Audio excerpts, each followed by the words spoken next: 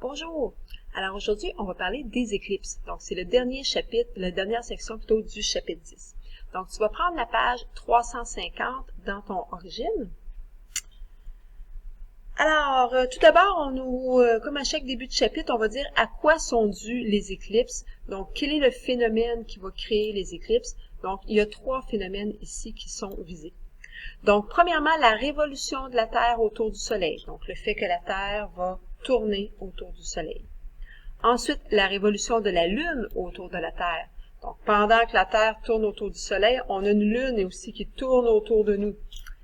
Et finalement, les propriétés de la lumière, et plus précisément, tu peux peut-être te le noter, toi ici, j'ai rajouté là, le fait que la lumière voyage en ligne droite, bien, ça va créer de l'ombre. Donc, on a vu qu'il y avait deux propriétés à la lumière, et celle qui est visée ici, c'est le fait que la lumière voyage en ligne droite. Donc, si on commence maintenant tout de suite avec l'éclipse solaire. Alors, qu'est-ce qu'une éclipse solaire?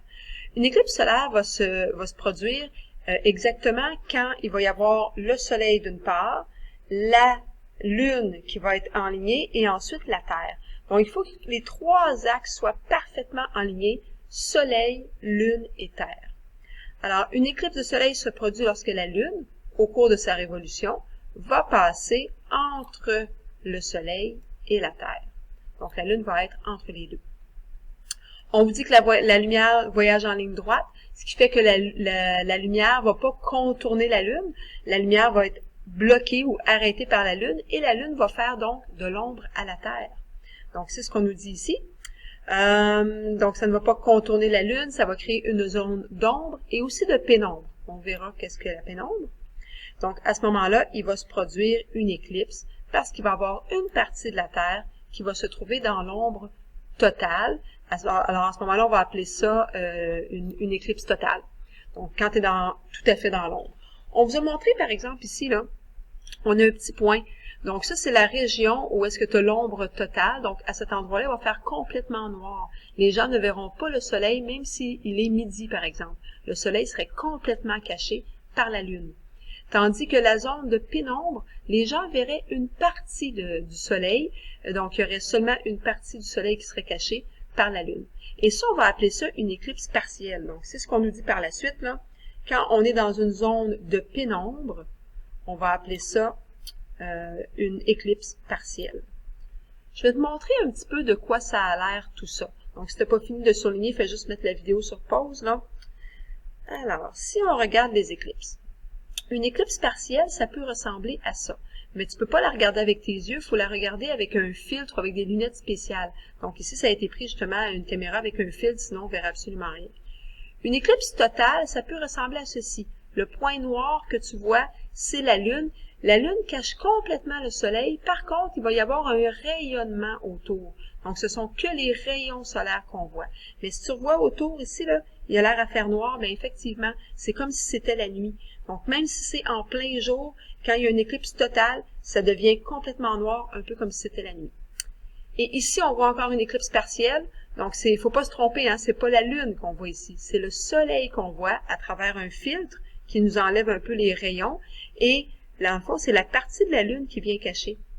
Donc, la Lune vient comme manger une partie du Soleil, on dirait. Même chose ici, la Lune serait située ici et la Lune vient cacher une partie de ton Soleil. Alors, je vais retourner à notre texte ici, à Origine.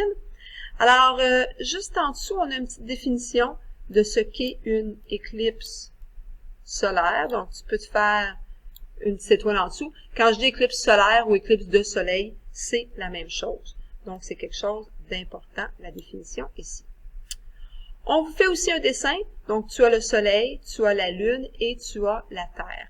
On voit ici qu'il va y avoir une zone d'ombre et il va y avoir une zone de pénombre. On vous a donné une feuille en classe qui va nous aider à dessiner l'ombre et la pénombre. Donc, prends cette feuille-là maintenant et on va aller dessiner par rapport à l'éclipse solaire comment aller déterminer où est l'ombre, où est la pénombre.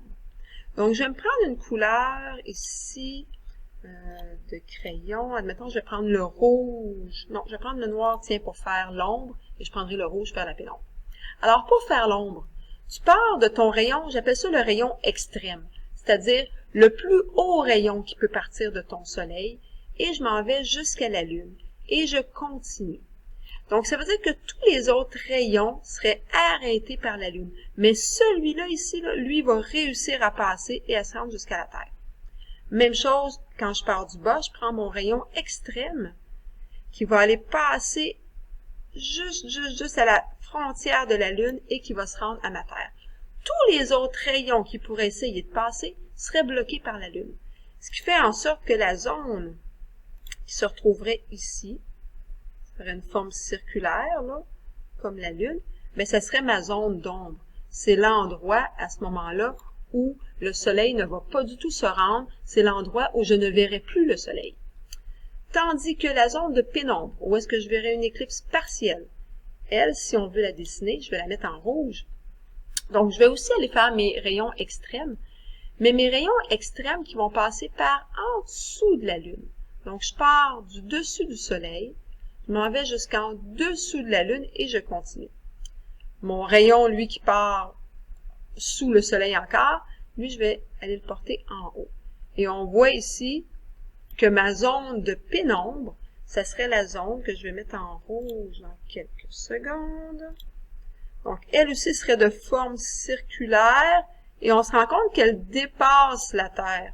Donc, j'aurais une zone de pénombre, si je prends mon surligneur, ça va colorier plus vite, qui serait cette zone-là ici. Donc, j'ai une plus petite zone d'ombre, où est-ce que je vois une éclipse totale, et une plus grande zone de pénombre. Donc, ça, ici, on peut se l'identifier. Donc, ça serait la pénombre. Pénombre. Ça n'écrit pas très bien avec une souris. Soyez indulgents. Et ensuite, en noir ici, j'ai la zone d'ombre. Donc ça, c'est pour mon éclipse solaire. C'est la plus spectaculaire, mais c'est aussi la plus dangereuse à regarder avec les yeux. On s'en va maintenant pour avoir notre éclipse lunaire. Donc, pour l'éclipse lunaire, on nous dit que ça va se produire, elle aussi va produire une ombre, mais ça va se produire quand la Terre va être entre le Soleil et la Lune. Donc, c'est la Terre à ce moment-là qui va venir faire de l'ombre à la Lune. Alors, comme la lumière se propage toujours en ligne droite, le Soleil ne va pas contourner la Terre.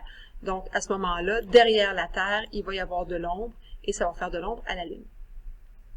La Lune, elle, n'émet aucune lumière. Hein? Donc, c'est vraiment juste de la lumière réfléchie. Donc, c'est pour ça qu'on ne verra plus la Lune à ce moment-là.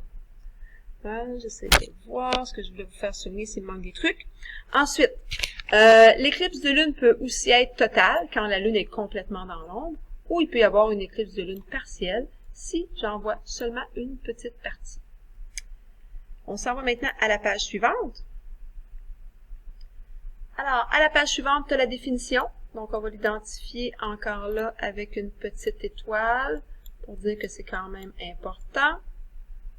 Et tu as un dessin juste en bas. Donc, tu as les rayons solaires qui vont être arrêtés par la Terre. Et donc, derrière la Terre, il y a de l'ombre. Et la Lune, on voit, hein, étant donné que la Terre, elle est très, très grosse par rapport à la Lune, la Terre va faire une grande zone d'ombre. Donc, la Lune peut complètement rentrer dans la zone d'ombre, là, et elle va y rester un certain moment, le temps qu'elle passe complètement à travers la zone d'ombre. Mais si la Lune est à moitié comme ça ici, dans l'ombre, ben à ce moment-là, il va y avoir une partie dans l'ombre, une partie dans la pénombre. Donc, ça serait une éclipse à ce moment-là qui serait partielle. Je vais te montrer encore là comment dessiner la zone d'ombre et de pénombre pour une éclipse lunaire. C'est exactement la même chose. J'ai oublié de le dire tantôt, hein. Si je vais vite, là, mets-moi sur pause, donc n'aie pas peur de me ralentir avec ton pause. Donc, si je veux faire les rayons extrêmes encore qui partent du Soleil et qui vont se rendre jusqu'à la Terre, donc ça me permet de faire ma zone d'ombre totale. Donc, je pars en bas du Soleil jusqu'en bas de la Terre. Donc, toute la région que je vais mettre ici en plus foncé, ce sera ma zone d'ombre totale. Ça veut dire que à ce moment-là, quand la Lune se trouve dans cette région-là, la Lune est complètement dans l'ombre. Même la moitié de la Terre, la moitié de la Terre qui est la nuit, là, est complètement dans l'ombre. Donc, ça, c'est mon éclipse totale. Pour faire mon éclipse partielle, je reprends mon crayon rouge et je fais des rayons en croisée, si on veut. Donc, je pars du haut du Soleil jusqu'en bas de la Terre. et du bas du soleil jusqu'en haut de la Terre. Et là, je vais avoir une zone de pénombre que je vais venir rajouter ici sur mon dessin. Donc, toujours avec mon surligneur, ici en rouge. Donc, la zone entre l'ombre et mon rayon que je viens de tracer, ce serait ma zone de pénombre à ce moment-là.